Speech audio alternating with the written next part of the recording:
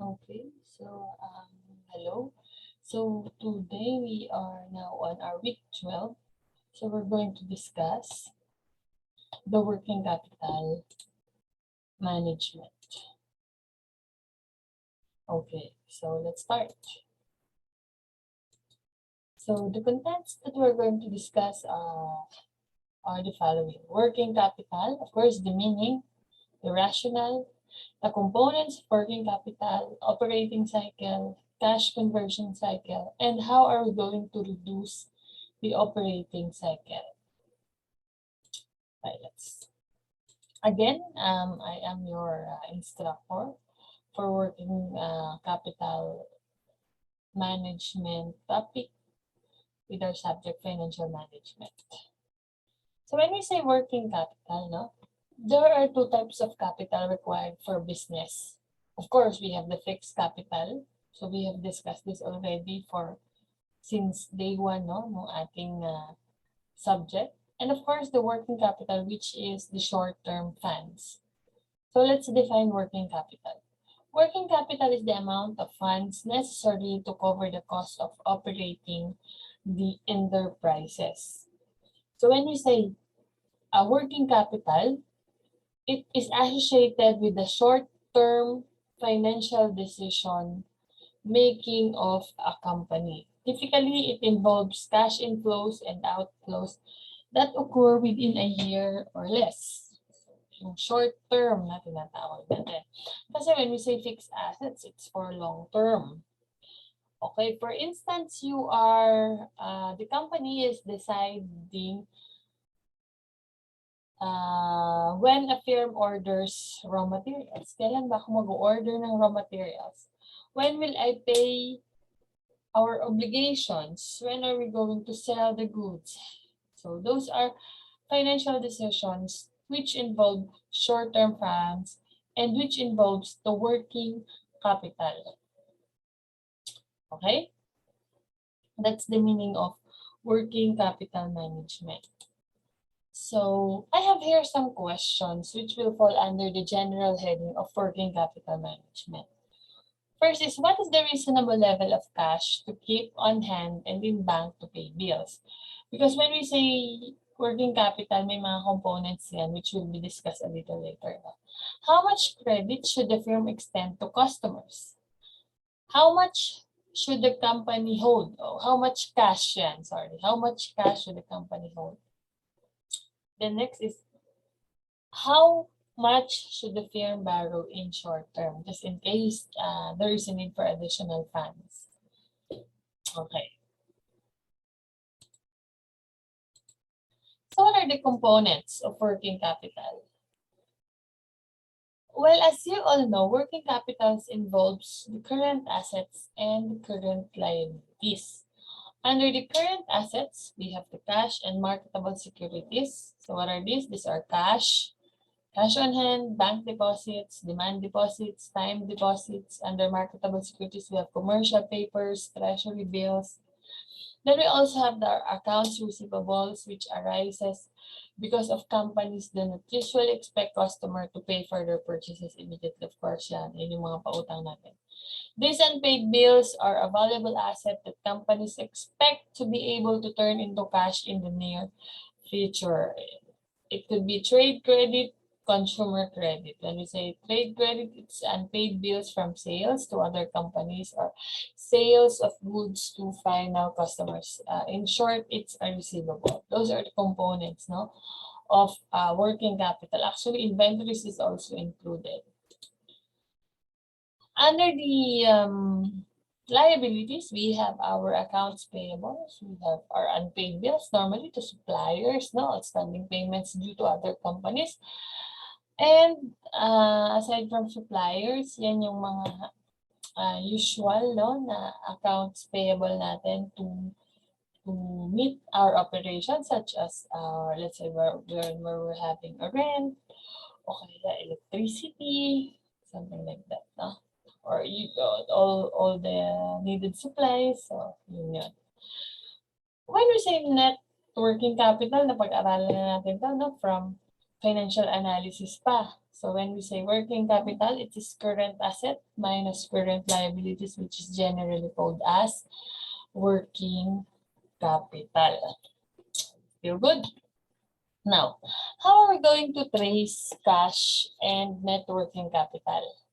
Sa pag sinabi, pinag-uusapan natin class yung working capital, we are talking more on the operating cycle.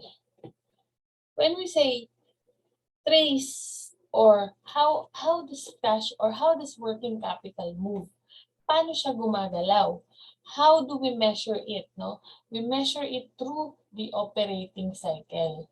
So pag isa-isahin natin, and of course the cash conversion cycle. From the word itself, cycle, kung gaano, cycle, ikot niya, or gaano katagal yung operations from start to finish, no?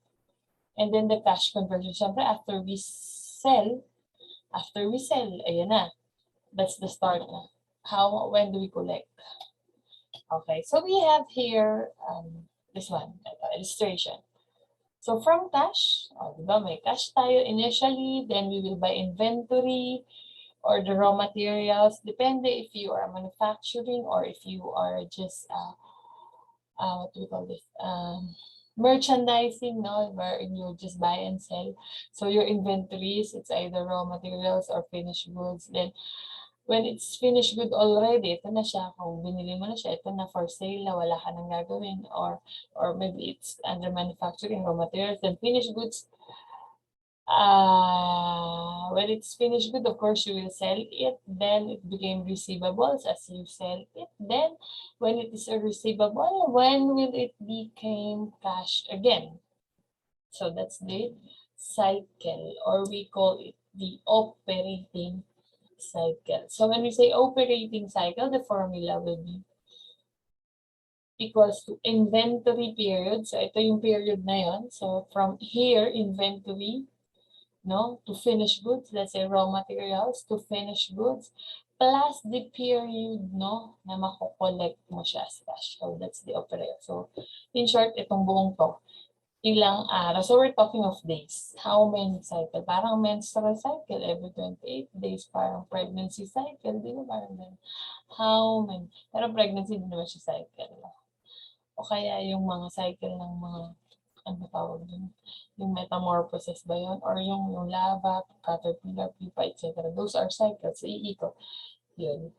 So in accounting, we also have this cycle. Then, yung nabanggit ko kanina, the cash conversion cycle. So when we say cash conversion cycle, you just get the operating cycle, then you deduct the accounts payable period. Okay. Later, we will be having an example. Okay. Now, cash conversion cycle, as I have said, it is operating cycle minus the accounts payable period. So when we say operating cycle, it is a period between firms' payment for materials and collections. So ito siya. This is the formula.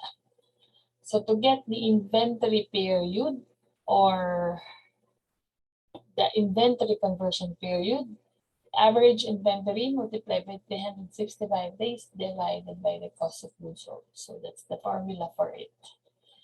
So, ma'am, paano kung 1 year lang? Eh, di yun na yung inventory doon. Pero if it is an average, or you get the 2 years, yung previous and the current year, you divide it by 2, then that's in the average. Same with average accounts receivable. Or for the receivable period, this is the formula, average accounts receivable times 265 days. You divide it by the credit sales. And the payable period, which will be used for the cash conversion cycle.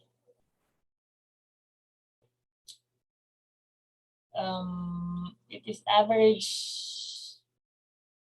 payable times 365 divided by the cost of sales. Okay, let's start. Sample problem. Suppose that ABC company has annual sales of 1 million. Cost of goods sold, and then nakaagad yung answer mo, of 650,000, average inventories of 116, and an average accounts receivable of 150,000. Assuming that all sales are on credit, what will be the firm's operating cycle? Actually, kasi din ang answer na. So, for inventory period, again, the formula is, anong sabi ko kanina? Average inventory to multiply by 365 divided by the cost of goods sold. So our average inventory is 116,000 multiplied by 365 days divided by 650,000, which is our cost of goods sold. So inventory period is 65.14 days. Next, in computing for the collection period, it's the average receivables multiplied by 365 days. You divided by credit sales. So we assume that all are credit sales. So our sales is 1 million. So our average accounts receivable is 150,000 multiplied by 365 divided by the sales, which is 1 million. So you can check it using your calculator. Then it's 54.75 days. So to compute for our operating cycle, you just add, yung inventory period, the period wherein you're going to make an inventory.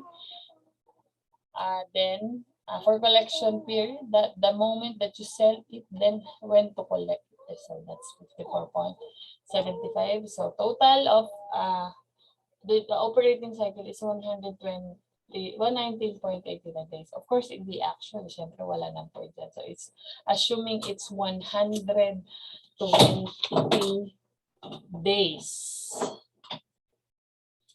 Okay, now, using of course the same problem, assuming that the average accounts payable is 120,000, what will be the firm's cash conversion cycle? So the formula is operating cycle minus the average the average payable or what we call this payable period, no? So to compute for the accounts payable period, average accounts payable times 120,000 divided by 650 days is equals to the answer is inventory period. Yan yung kanina na. Okay. Collection period. Then we have 67.38 days and the cash conversion period is 52.51 days. Okay. So it means that the moment that we buy or purchase raw materials and expect to sell the goods, it is 65 days. Then it takes 55 days to collect the receivables with a total of 120 days between receiving merchandise or preparing the merchandise up to the collection period. Okay, however, the company is able to defer the payments for 67 days. So it will not receive, or the company must pay its suppliers after 67 days and it will not receive any cash. Walang cash, di ba? Kailangan mo nang magbayad for your supplier within 67 days and yet you will receive the cash on or after 120 days. Thus, yung cash conversion period mo ay and it will not be able to repay the suppliers, until you collect it, from your customers. Thus 53 days, which is cash conversion cycle, it will owe the bank and will be paying interest on this debt, Thus a shorter cash conversion cycle, the better. O kung ang conversion cycle nilang is, let's say, 2 days, o di saglit lang na interest yun. Kasi the more na humahaba, the more na mag-i-interest ka kung ang pambabayad mo ay uutang mo lang. Otherwise, kung sa'yo naman yun, sayang din yung di ba? Kasi instead of investing it, So, yun. So, well, hindi naman siya sayang. Kasi that's the purpose of it. But, again, as long as you can reduce the cash conversion period, the better. Now, the question is, how are we going to reduce, no, the operating cycle or the cash conversion? Siyempre, pag na-reduce yan, ma-reduce na lahat yan.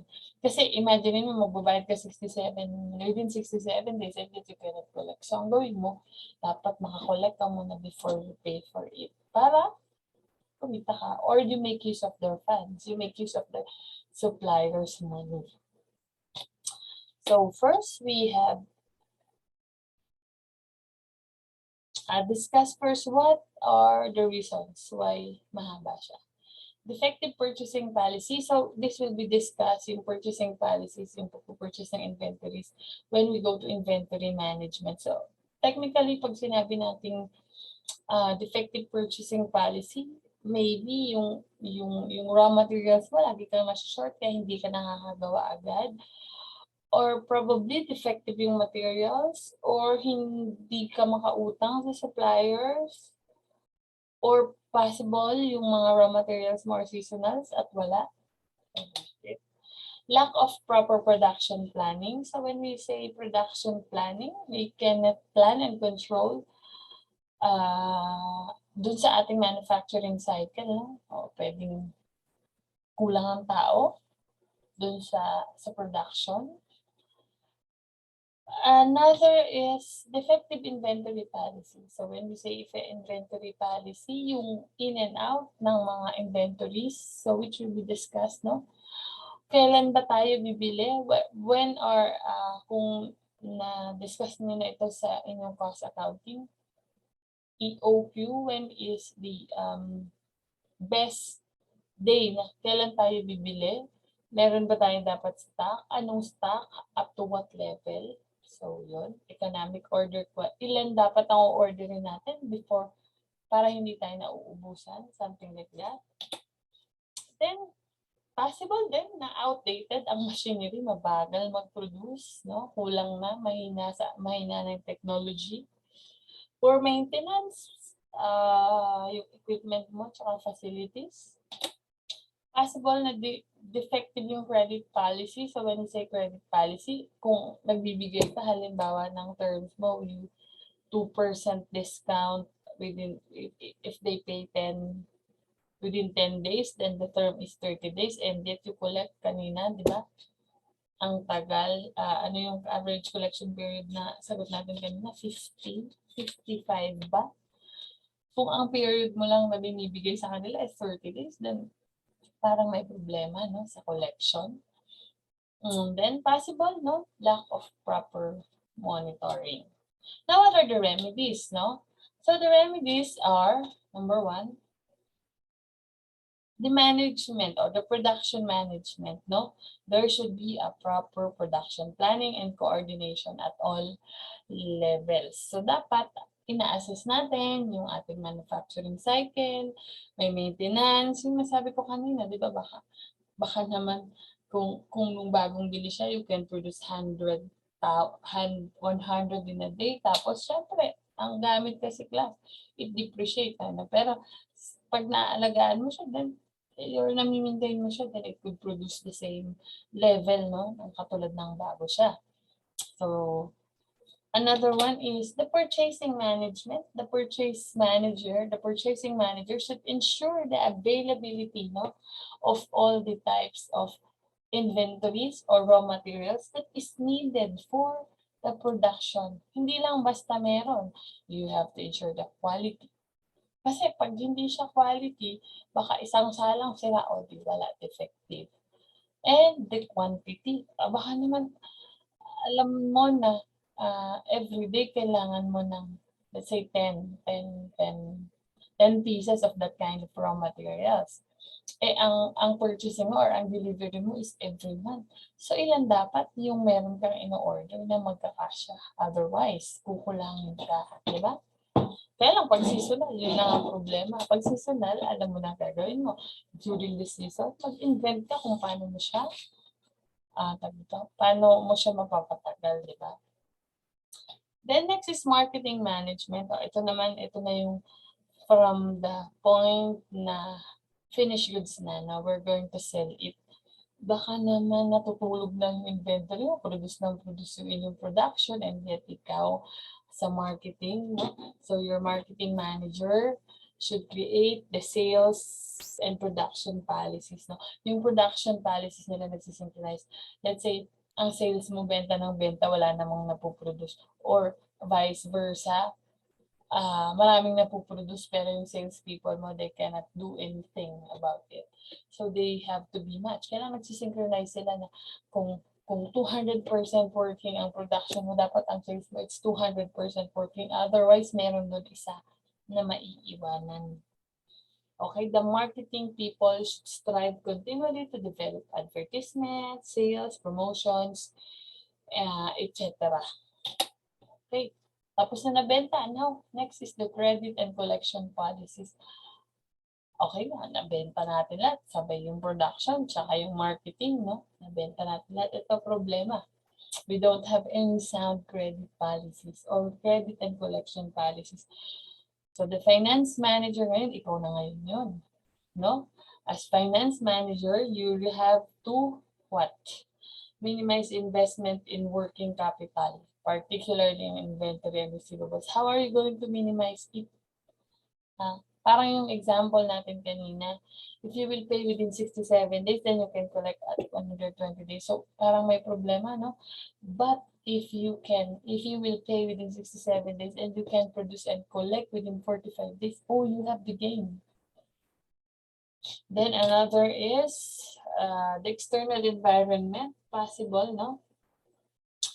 The financial manager should be aware and sensitive doon sa mga fluctuations sa demands, sa competitors, government policies, monetary policies. So, yan.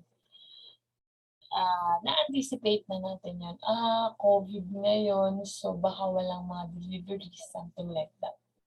So, yun yung mga external environment for you, as remedies for you to reduce the length of operating cycle. For what purpose? If we reduce the length of operating cycle, the cash conversion cycle will be what? Lesser. And then, anong ngayon? So, ibig sabihin, you can manage your working capital very well. Okay? So far, any questions? So, if there is none, so we will going to proceed with our next topic, which is cash management. Thank you.